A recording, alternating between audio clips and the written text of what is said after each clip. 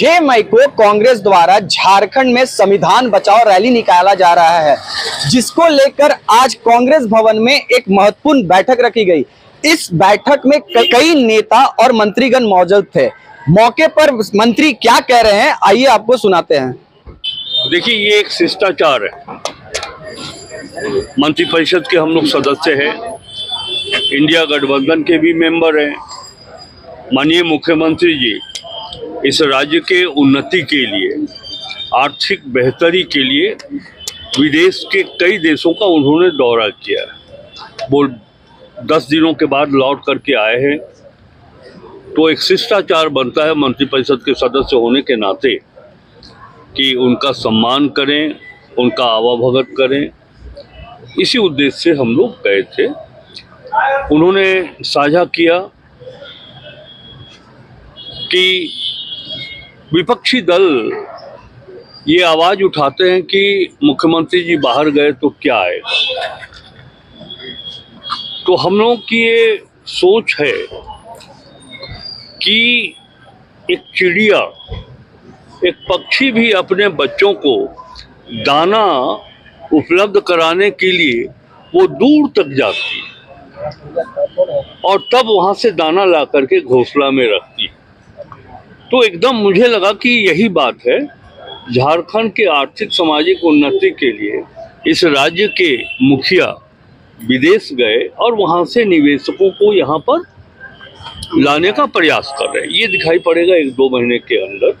मुझे लगता है कि इनका जाना, अब तक के जितने भी मुख्यमंत्री गए हैं विदेश के दौरे पर, जो विफल रहा है उनका दौरा, मुख्यमंत्री हेमंत सोरेन जी जो गए हैं, ये सफलता हम लोगों को हासिल होगी। निवेशक आएंगे। कई क्षेत्र के संदर्भ में बातचीत हुई है, जैसे छोटे छोटे लघु उद्योग। बड़े उद्योगों की बात अभी हम नहीं सोच रहे हैं। जैसे हमारे यहाँ अमरूद, हमारे यहाँ कटहल, आंवला, आम, इस पर आधारित हम अगर जेली बनाए, टमाटो के ऊपर केचप बनाए, तो छोटे छोटे निवेशक भी अगर यहाँ आते हैं झारखंड में, तो मैं समझता हूँ कि रोजगार भी बढ़ेगा और आर्थिक विकास भी हमारा बढ़ेगा। उनका विदेश जाना, मैं मानता हूँ, जो 45 वर्षों का संसदीय अनुभव है, मैं मानता हूँ कि ये सफल रहे।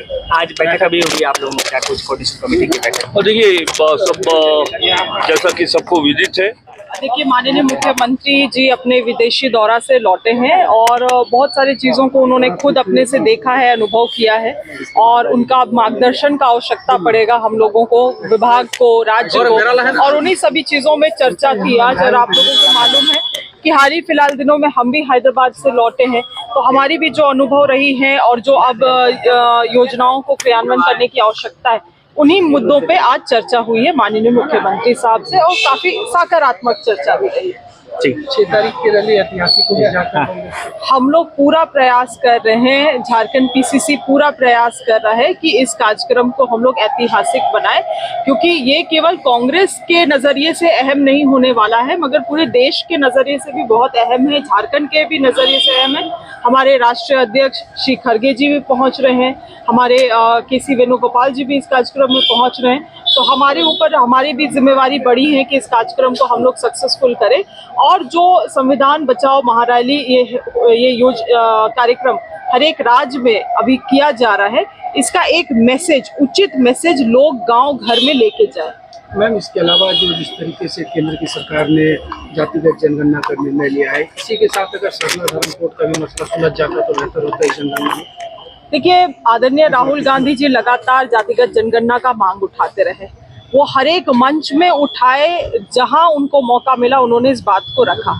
और हमें मतलब जो कैबिनेट से निर्णय लिया गया है केंद्र सरकार के द्वारा कि वो जातिगत जनगणना कराएंगे पूरे देश भर में और ये सेंसस का एक पार्ट रहेगा, ये खुशी भी लगता है ये बात सुन के, मगर कभी कभी ऐसा भी लगता है कि कहीं ये इनका जुमला ना हो।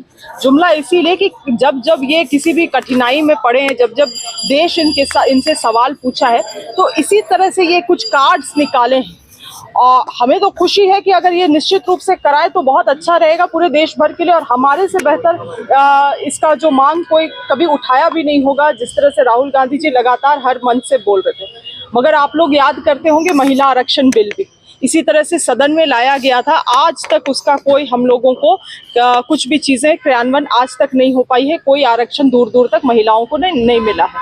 इसलिए हमें लगता है कि ये केवल जुमलाबाजी ना हो, बहुत सारे चीज़ों को स्पष्ट करे कि बजटीय प्रावधान क्या है, कब कराएंगे, टाइमलाइन क्या होगा, प्रक्रिया क्या होगा, उन चीजों में जल्द से जल्द क्लैरिटी हम लोगों को चाहिए। इनका सवाल दूसरा था, इनका सरना धर्म